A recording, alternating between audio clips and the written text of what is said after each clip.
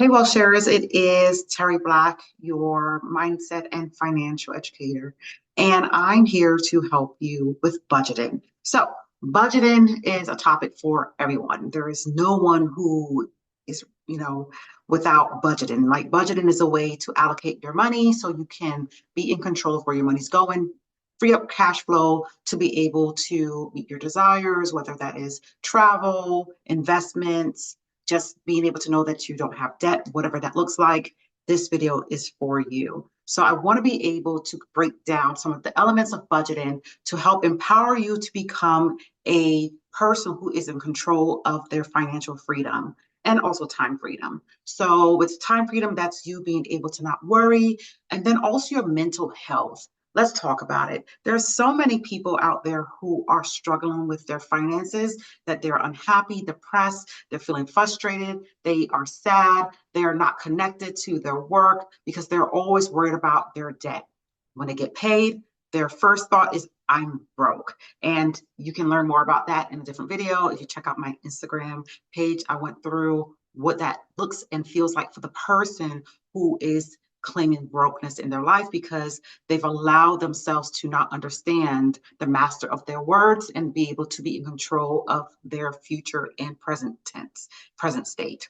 So income, we're going to start with income. So I'm going to go through some elements to help, again, empower you with the financial literacy that you need in order to become better, build on your financial acumen so you can be in more control. I'm going to tell you guys something. Reading is fundamental, and also listening to others who have been through it. My story is that my husband and I, we paid off over $100,000 worth of debt in 2019. We did it within 14 months. And, a lot of times people was like, oh my gosh, that was so fast. It felt long to us. Okay. But we were able to build strategies. And once I implemented those strategies for myself, my husband, my family, I started teaching it to others, and it was working for them. And then I started coaching clients and was able to help my clients pay off an average collectively of $60,000 within a 6-month period so they can have financial freedom. Those clients went off to buy homes and be able to have lesser debt and more control of their finances through the money plans that I created for them. So budgeting is key. It helps you become more empowered, more thoughtful of what you're spending, and being able to control where your money's going. The thought process is, once you are understanding what budgeting is for, it's not a dirty word. It's intended for you. It's just, the name of the system, the principle that's used. So don't look at budgeting as a dirty word or only certain people budget, and that means that you're restricted. It actually brings you more freedom than you can imagine. So when you understand the principle of budgeting, then you understand that you are in control of where your money is going. Your money is no longer in control of you. Though, even if you have debt, that debt is no longer in control of you because, again, you are telling where every dollar to go. And once you understand that principle, you can make a change, not just for yourself, but for your friends, your family, your generations to come. You can be that person that can bring generational wealth to your entire future state for your family. Okay, so we're going to start with income. Why we're starting with income? Because that is where you're going to understand what you are bringing in to be able to know what should be going out, whether that is going out to a savings account, an investment account, to your creditors, whoever it is. Again, we are getting you in a space of being in control. So your income.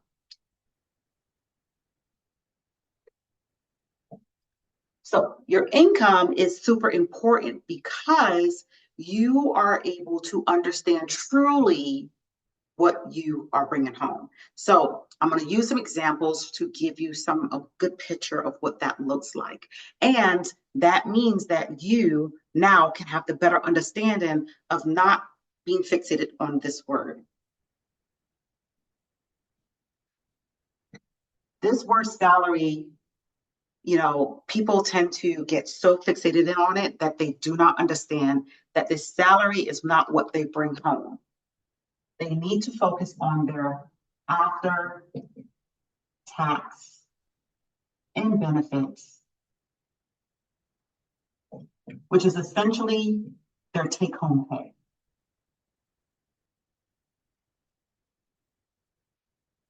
Okay?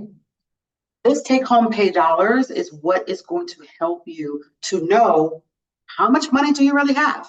Okay? You may be saying, I make $170,000 a year, but in true, when you really look at it, you may really just be bringing home $120,000. Okay? So again, someone who is making $170,000, that is their salary, their take-home pay is really $120,000, because the difference here is going to be taxes. Okay, it's going to be their 401k. It's going to be their benefits, medical, dental, eye. So this is really for people who are in the corporate space, okay, or who's just getting paid by an employer. You need to understand why this is important to understand. And I'm speaking to those people who are having checks that are inclusive of taxes, 401k, and benefits, because that is the space where I was, that I was able to understand that whole element of what that looks like, and then know that what I made was not what I brought home. So therefore, this picture, this right here is not the way to look at it. So don't get caught up when you hear people say, I make $200,000. They really might be bringing home, 40, 60% of that, or 80% of that, depending on what they are allowing to be taken out. Okay. And again, well, I said this in other videos, but I want to say it again. Everybody's situation varies, right? So someone may not have benefits in their paycheck because they have a spouse, and their spouse is the one who has the medical benefits, the dental benefits, and eye care. Someone may not even contribute to their 401k, but I'm putting it in the picture because I want you guys to do that. I want you guys to start making sure you're contributing to your 401k. And taxes, something that you cannot avoid. Uncle Sam wants their portion. The state wants their portion. So does disability and Social Security. So there are 4 elements of taxes that you cannot avoid no matter what. But there's people out there who says you can. I'm speaking to the people who is in the circumstances where they have to pay taxes. Okay. Doesn't matter how much it is. The fact that there's money coming out, I want you to be able to know what this picture looks like. Okay. So the first part of you understanding your money is you understanding what this income structure looks like for you. So what you're looking at when you look at your paycheck is your net. What is your net income? Okay. And of course, some people get paid weekly, bi-weekly, monthly. What is that number? Because that number is what's going to determine how much you can afford.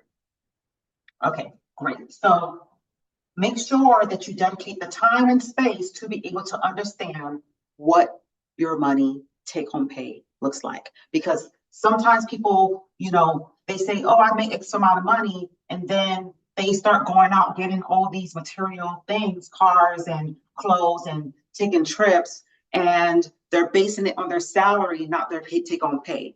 And we have to try to start changing the language, right? Again, people don't tell you how much they bring home. They tell you what their employer is paying them overall, which includes their benefits and so forth, right? But that's not the true picture. Once you understand what I just went through, it will help you understand. That's why you feel like you have less money, is because your salary is not your take-home pay, okay? So the other part of budgeting is going to be the part where you are understanding your expenses. Now, everyone has expenses, no matter who they are, no matter what that looks like, whether they're single, married, or in between, okay, or they have children or not.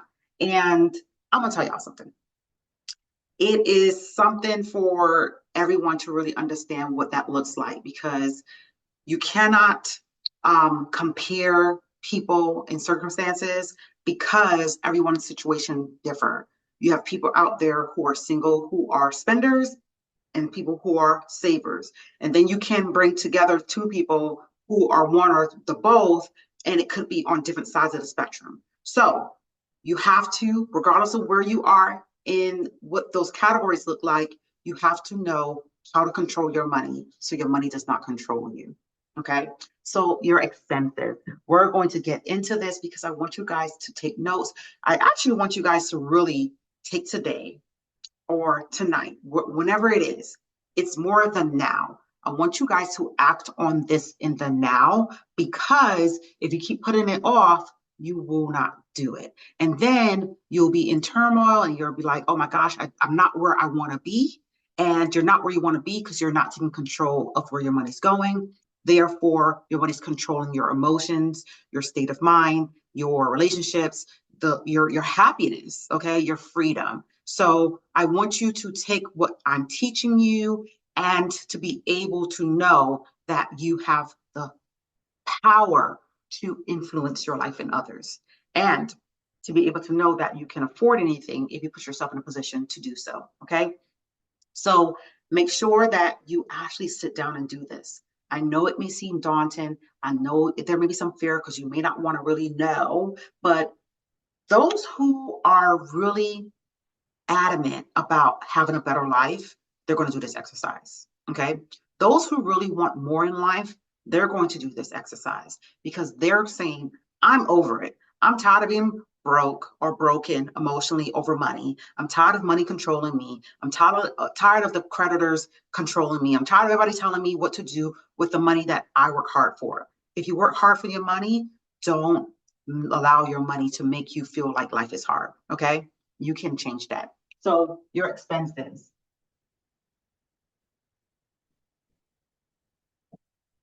This box here is what is going to help you understand where you need to cut back. Where do you need to, um, you know, do more of or to do less of? Okay. For instance, your food budget. You might be spending too much on money. Oh my gosh, let me get into it. Okay. Because this is something that my family and I had to do back in 2018 when we decided that we were tired of working hard and feeling broken about money. Okay. So what we had to do was we had to cut back on our food expenses. We were spending so much money throwing food away. And when I say throwing food away, I don't mean like we were buying food and just throwing it away literally in the trash. I meant that we were putting things into our freezer, into our pantry for the just in case moments, and they were sitting there. And I'm gonna tell you something about myself. I'm that person that if something goes in the freezer, it's not coming out. Okay. I may not see it again, or I may see it or don't really care. Like it goes over my head. I see it. I don't act on it. I don't warm it up. I don't want to eat it. I don't want it. Okay. If it goes in the freezer, it goes into the abyss. And I know that I'm not the only one who's experienced that. There are things in your freezer that's been there for quite some time. Go ahead and stop buying things in the freezer. I primarily buy things more in the freezer for my son, like fish sticks or chicken tenders, breakfast sandwiches. Those are the things I buy that I know he's going to eat. Now, kids, their taste buds change over time, so try not to bulk up. I learned that by going to Sam's and buying all these things, and then they get tired of it because they've been eating it for over and over within a time frame, and then they don't want it anymore. And then you have this big, leftovers from Sam's that your kids don't want, and you have nobody else to give it to. So that's what I mean by wasting money. And then when it comes to your pantry, there are items in there that you don't need. You ain't gonna use that pancake mix, okay? Let's just go ahead and say it. It sounded good in theory when you bought it, but you're not using it. Or make the conscious effort to now shop your pantry instead of going to the supermarket. And that's one of the first things we started doing when we got out of debt. We started shopping our pantry. We started going into our freezer, going into our pantry and seeing what we had first, making those meals, only buying what we needed for the meals if it was missing from within the household. And then we started saving money. So rather than now us spending, oh my gosh, I remember we spent like $1,600 on groceries in 1 month. We cut that and we went down to 500. Like the first few weeks of our true budgeting, the methods that I'm teaching you, and it made a difference. And I'm gonna tell you, when it came, the formulas that I'm teaching you all, I sat down over months, over years, okay, fine tuning the things that I'm teaching you, which is how I ended up helping my clients get out of debt because I spent so much time studying how to get out of debt. I sat down and I was obsessed with getting out of it. It empowered me because I saw it was working. It empowered me because I was able to knock debt out like this. It was happening. I was like, oh my gosh, it's working. Okay. I was paying off the smallest debt to the largest, but I was able to do that because I was using the principles that I'm going to teach you all in this video to be able to free up cash flow. Okay. So for the food example, I'm more than positive you all have more food than you need. And I'm more than positive that when you go out to the grocery stores, you're not paying attention to what you already have in the house. So the black pepper that you bought, I'm sure you got two, right? Like you end up buying double the things because you're not taking assessment of what you already have. I know this because I did it myself, and it's been a conversation with my clients and I over the years that they were doing it too. So key, when you go out to a grocery store, what I did, I asked my family, what do you want? Okay. And then I made a list. I checked it against our pantry, our freezer, and then I only bought what we needed. It works. I promise you it works. Okay. So let's get into the expenses. So your expenses are going to be any money you are paying out. Okay. Now there's the assets liability piece of it. We're just going to talk about what's going out. So you have your mortgage or your rent. Okay. That is an element that is fixed. This is a fixed cost that you have because usually, oh my gosh, sorry, God, my God, thank you for that. I'm gonna dive into this a little bit. Okay. Usually your mortgage or rent does not change. But here's the thing that a lot of people don't know when they buy houses. That mortgage amount that you started with may not be your long-term mortgage amount for the years to come. The reason being is that your taxes, your property tax goes up, and so does your insurance for your home. So then every year, your mortgage broker, your bank, whoever owns your mortgage, they assess how much you're paying out for you in your escrow. And if your property taxes and your home insurance is going up, then therefore they have you to make up the difference. They're not going to pay it for you. Now they're going to pay it in the year, but they're going to have you make up for them what they pay for. Okay, they're not going to pay it just to be out of goodwill. They're going to cover the expenses if you're short, but you're going to have to make it up for the next year. I remember back in, oh my gosh, we moved to Georgia in 2007 when we bought our first home, and let me tell you something. Okay, I remember we received a check in the mail. And the reason why we received a check is because this is around the recession time and the home prices started going down, which meant the value of the property started going down. And so did the amount that the insurance company was covering for that house. So we were receiving checks like year one, year two. And then later on, it was just like the market started going up. And then we started having to pay this shortage on the escrow. And we're like, what is this? These are the things that your real estate agents aren't telling you, the mortgage brokers aren't telling you. They do not tell you that you have to pay the additional money that you are short on for the next year, which means that your mortgage amount can change year to year. I know someone who said they started with a $1,400 mortgage or $1,200 and now they're at $1,800. It can vary that much because someone who bought a home, remember, your property taxes is based on how much your home is valued at. People want their house to go up, but they don't realize now that means that they have to pay more taxes. So, be careful what you ask for. Like, yes, we want to be able to obtain wealth through home ownership, but if you're not prepared for the extra you have to pay to your mortgage company, then you're going to be in a space where you don't know that that is not a fixed amount through the lifetime of the loan. Over the 30 years, that can change. Now, I'm going to do a video for refinancing. I'm going to do a video and tell you why not to do it. I won't get into it in this, but you end up paying more over the long time. Okay. So next, we're going to have your utilities. Okay. This is going to be your gas, light, and water. Something that you're going to have to pay regardless of. Okay. And these things now fluctuate. your gas bill is not fixed over the years. Some people do like this budgeting method, but you still have to it's almost like the escrow. If it doesn't balance out for the year, you're going to have to pay more over time. All right. So I try not to do that. But the hint I'm going to give you guys, the tip, okay, guys, I'm telling you guys all the things I did. Okay. This is me pouring into you because I want you all to feel prosperous. I want you guys to know what it means to have financial freedom because it feels great. I want you guys to know what it means to have cash flow because that also feels great. So, because I know what it feels like, I want you to feel it too. Okay.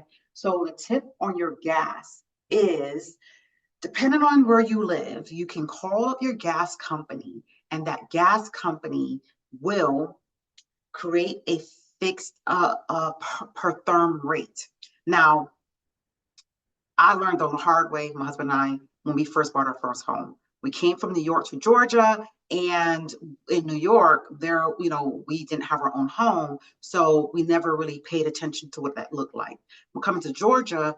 I remember it was about the AC. Our light bill was like crazy. It was like $200 and something, and it was low before. Like, so I called them. I'm like, what is happening? So they told me, do not turn my AC off and on, because when you do that, now the house is having to, the thermostat, the unit is now having to spend so much energy to go from low, high to low, or low to high, whatever the case is, and that is causing your bill to go up. So a tip there, y'all, I'm telling y'all, I'll give y'all all the wealth secrets, okay, in order to managing your finances, because that's what I do. I share so you can build wealth, okay? So with your gas, you can call your gas company to see if they have fixed per therm rates. There are times where you have to do a year contract, or you can get a better rate if you have a 2-year contract. If you know that you're not going to move from your home anytime soon, the more years you do will only benefit you, because that means that no matter how high the per therm rate gets, you are fixed. You will always pay lower than that per therm, but you'll never go over that per therm amount that they fixed you in. So that will help your gas bill in the winter by so much. Okay. I'll say this is probably a good time to call, because if you look at how much you're paying in gas at the gas station, is lower than it has been for a very long time. So you might also be able to reap the benefits of gas being low by calling your gas company in this time frame. This is what are we? We're October 2024. So I don't know when you're going to listen to this, but when you do, just act on it. Okay. So your water bill, usually there's nothing you can do about that. For me, it includes my garbage pickup. So it varies, but don't forget, if your garbage pickup is not included in your water bill, this is also whatever utilities you have, because it varies by person. Some people might be in an apartment, and that apartment includes the water in their rent. So it doesn't matter where you live, just know what you pay. You need to be able to write that down. Matter of fact, make sure you have a pen and paper so you can take notes of what I'm capturing, or listen to the video again so you can get all the details of what you need to be able to do more. Okay. Okay. Then we have the food. Now, I touched on food before, but I'm going to go into what these 3 elements of food are. Okay. So food, you have your groceries. You have fast food. And then we're going to put lunch and dinner. And this is going to be dining out. Okay, so someone might buy groceries and still eat out and still go out to eat for lunch and dinner, because not everybody who buy groceries are creating meals to take to work, or just cooking at home. Okay, so this might vary. So no matter what you are spending your money on in the food category, make sure you understand what that looks like in these spaces. Here's another tip. Okay, I want you all to go to your banking account. In some accounts, if not all, there is a money management section in the website that you can look and see how much you are paying by different categories. This can help you be able to eliminate the heavy lifting of going through your statements. Okay. Now you can go through your statements by actually exporting it into Excel. Now, everybody's not going to Excel. I love Excel. So that's how I was able to build all the strategies for the financial freedom that my husband and I got to get to enjoy. So with that said, with the money management section in your banking account, that will tell you all the categories that I'm going through. And you can use that as an outline for you to understand what categories you have and where your money's going. So this is a great way for you to understand what have you done in the past month, in the past 3 months, this year, last year. You can, like, I'm very analytical when it comes to finances. I'm always looking at things in different degrees to understand behavior when it comes to the math. Love math, right? I won't get into that because that's a whole nother conversation. But I love numbers, which is why my clients had me doing the plans for them because it was easier. They didn't want to do it. It was just easier for us to have our sit down, our coaching sessions, our money management conversations, because again, these are all proven strategies that I did. So then you have things like clothing, car, and car insurance. Okay, so I want to touch on this really quick. I'm going to use an example of bonuses, okay, or pay increases. So there's people who get bonuses, and those bonuses may be 10,000 plus, right? 25,000 plus. But one thing that people don't consider, again, this is where people get fixated on the salary, not the salary amount. That bonus is not what you take home because your bonus is taxed. And depending on how you have it set up, you will also have money going towards your 401k from that bonus amount. So someone who has a $25,000 bonus, that doesn't mean they're getting actually 25,000. They may really be getting 12,000 or 16,000 or 10,000, depending on how much taxes they have coming out and then what's going into a 401k. So don't get lost in the sauce when it comes to people, well, in terms of you hearing about a bonus, because it looks different than what that number is, okay? And when it comes to pay increases, there's been so many times that people go out and get cars at the end of the year because they receive an increase. Now that pay increase might be 10% or 15%, right? It looks different depending on the organization. With that said, do your best not to go out to buy any large purchases because you're getting a pay increase. Because one thing that people do not do is they do not do the math on the difference between what they were going to be bringing home, what they're bringing home today versus what that pay increase looks like.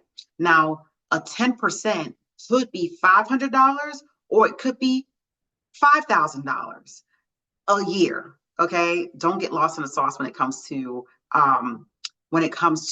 your take home pay. Like, and that's could be before taxes or it could be after taxes. And most times it's before taxes. So my advice to anyone who is thinking about any large purchases at any time of the year, if they get a bonus or a pay increase, because it doesn't always happen at the end of the year, be mindful of not going out and buying something that is now going to equate to a monthly payment that is more than the difference of what your new salary is.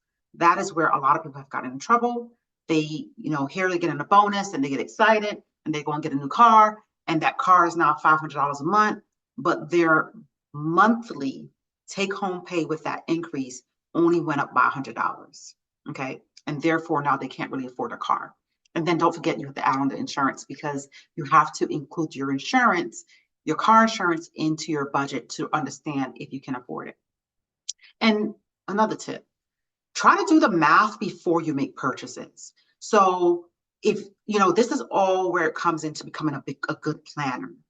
In order for you to understand if you can afford something, it benefits you to sit down and look at the math based on the things we talked about, which is your income. We talked about your expenses, and look and see what discretionary income do you truly have and how much does that break out per month to say if you can really afford a car. Because a lot of times we make lifelong decisions that we don't really know what's going to happen in the future. And it sounds good now, but people don't have enough savings to be able to say, I can fall back on my savings in case I lose, they go to a new job or they lose their job or so forth. So just be mindful of what that looks like, okay? So these are some of the categories that you have. And then you have children. Okay, I'm just gonna go ahead and just categorize as children because your children now they need clothes, they have sports, tutoring, okay, and then fun activities. Okay, and then you also have travel for those who are like me who love to travel. So these are all things, and this we didn't even get into savings.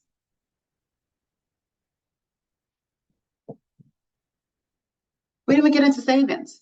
So these are the areas where I really want you guys to kind of dive into so you can truly understand what can you afford. I want you to be able to afford what it is that you need. But in order to get there, you have to assess your income, your expenses, so you can set yourself up to be in a position to thrive, to not have to worry, to feel good when you wake up and not have to worry about what's in your account.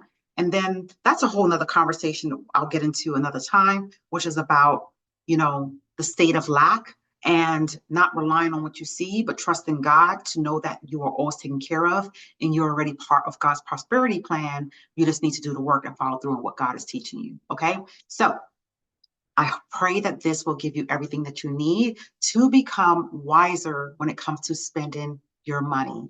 I tend to say, God, please help me to become a good steward of the money that you have provided me with for my family, for us to make good decisions and be able to prosper and be able to multiply.